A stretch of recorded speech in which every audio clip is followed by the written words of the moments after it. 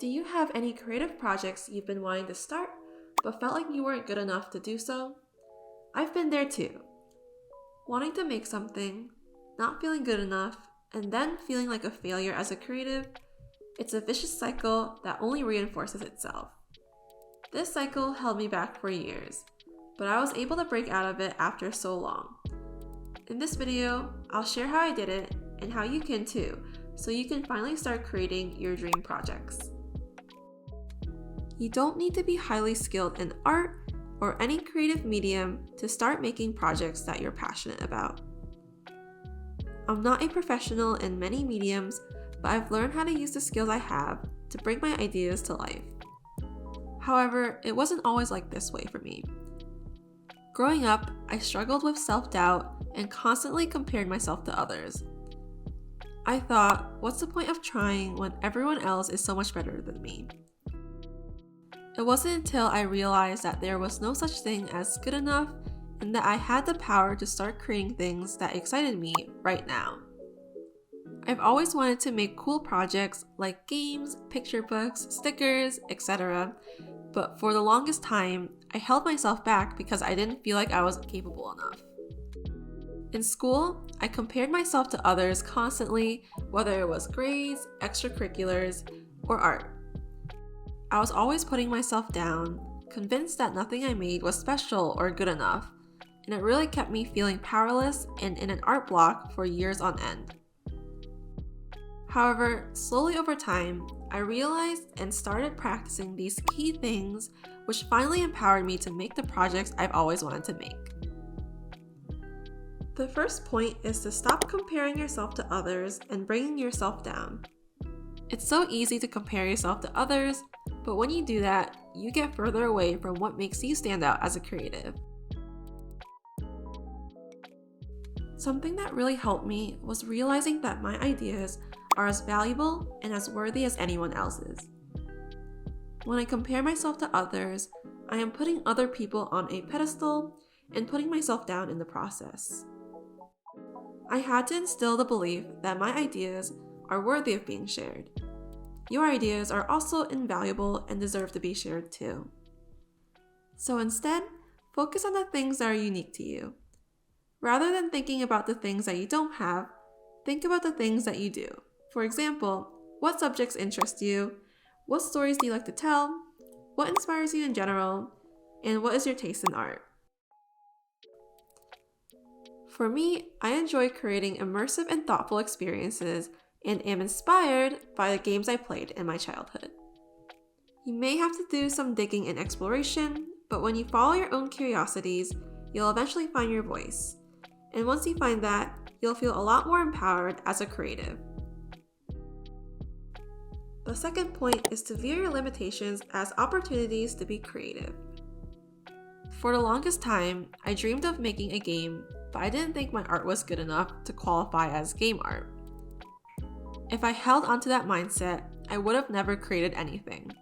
Instead, I found a way to match my projects to where I was in my creative journey. When I was in design class, we were always given constraints for our assignments to work within. Not only does this prevent us from getting overwhelmed and lost in the sauce, but it also makes us think outside the box, coming up with creative solutions that we otherwise would have never came up with.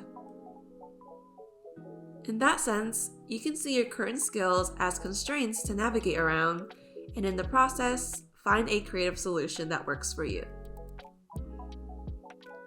In one of my earlier videos, I shared an idea that I wanted to execute for the longest time. The problem was I didn't know how to code. I also wasn't entirely confident in my illustration, art, or music skills.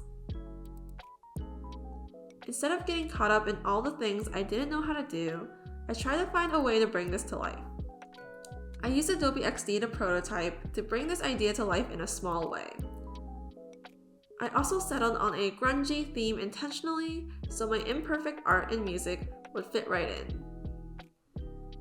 We all have different limitations, and because of that, each of us will come up with different creative solutions. This makes your work and approach unique and one of a kind. So in other words, Rather than seeing your current skills as setbacks, use them to your advantage. It doesn't mean that you'll always be at this skill level. It just means don't let where you are right now hold you back from creating projects that you care about. My third point is to treat your creative practice like a journey. I used to wait until I felt ready to start making things. Though in reality, you're never going to feel ready. If I kept waiting, I would have never started anything. More importantly, I would have missed out on the chances of learning, growing, and the joy of creating something, even if it wasn't perfect. I also remember something that really stuck with me. I don't remember it exactly, but it went along the lines of this. There are two photographers with two different approaches. Out of the two, who do you think ends up as the better photographer? One, photographer A, who spends an entire semester studying techniques, carefully analyzing every rule, only to take one carefully planned photo.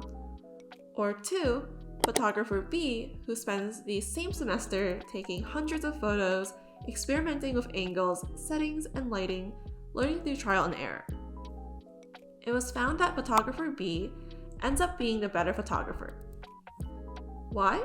Because theorizing and studying can only take you so far. I spent so much time stuck in that stage, learning, overanalyzing, and striving for perfection, but I had little to show for it. I was too afraid to share anything, trapped by my own perfectionism. The truth is, improvement comes from doing, experimenting, and making mistakes. The more you create, the better you get. When you let go of the pressure to be perfect, you'll find so much joy in the process. Lean into fun, play, and experimentation. See each project as a step on your journey rather than the end-all be-all. If you do this, you'll improve not only your creative skills, but it'll also boost your confidence as a creative, which in turn will inspire you to create even more. Thank you so much for watching. If you enjoyed this video, please give it a like and subscribe, as it really helps out my channel and also motivates me to create more creative content on here. I'll see you guys in the next video.